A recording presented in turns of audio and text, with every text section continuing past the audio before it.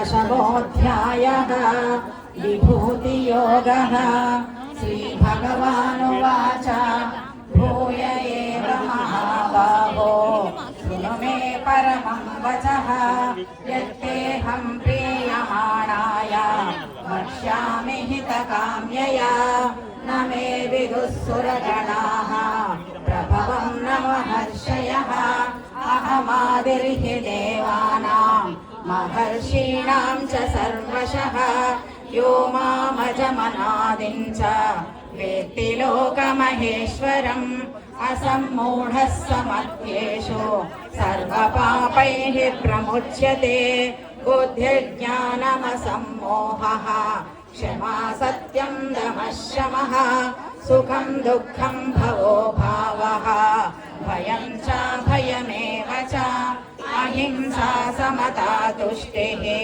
तपोदानं यशो यशः भवन्ति भावभूतानां मत्त एव पृथग्विधाः महर्षयः सप्त पूर्वे चत्वारो मनवस्तथा मद्भावा मानसा जाताः येषां लोक इमाः प्रजाः एतां विभूतिं योगं च मम यो वेत्ति तत्त्वतः सोऽविकम्पेन योगेन युज्यते नात्र संशयः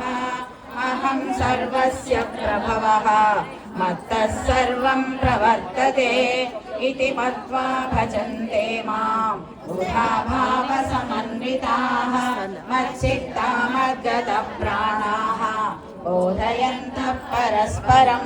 कथयन्तश्च मां नित्यं चरन्ति च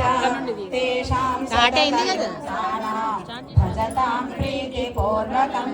ददामि बुद्धियोगं तं येन मामुपयान्ति ते तेषामेवानुकम्पार्थम् अहमज्ञानजं तमः नाशयाम्यात्मभावस्थः ज्ञानदीपेन भास्वता अर्जुन उवाच परं ब्रह्म परं धाम पवित्रं परमं भवान् पुरुषं शाश्वतं दिव्यम् आदिदेवमजं विभुम्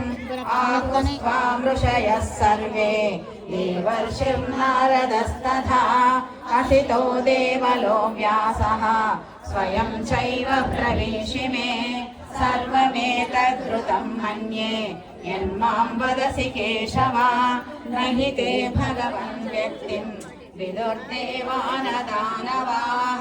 स्वयमेवात्मनात्मानं वेत्थत्वं पुरुषोत्तम भूतभावनभूतेश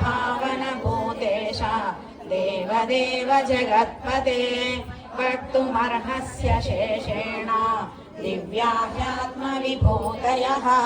याभिर्विभूतिभिर्लोकान् इमां स्वं व्याप्य तिष्ठसि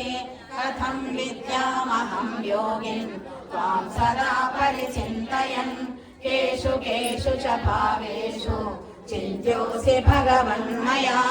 विस्तरेणात्मनो योगं विभूतिं च जनार्दन भूयः कथं तृप्तिर्हि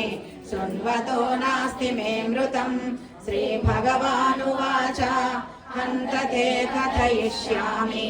दिव्याह्यात्मविभूतयः प्राधान्यतः कुरु श्रेष्ठ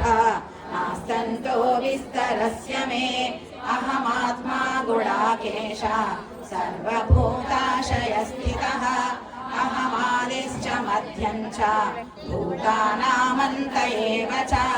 आदित्यानामहं विष्णुः ज्योतिषां रविरंशुमान् मरीचिर्मरुतामस्मि नक्षत्राणामहं शशि वेदानां सामवेदोऽस्मि देवानामस्मि वासवः इन्द्रियाणां मनश्चास्मि भूता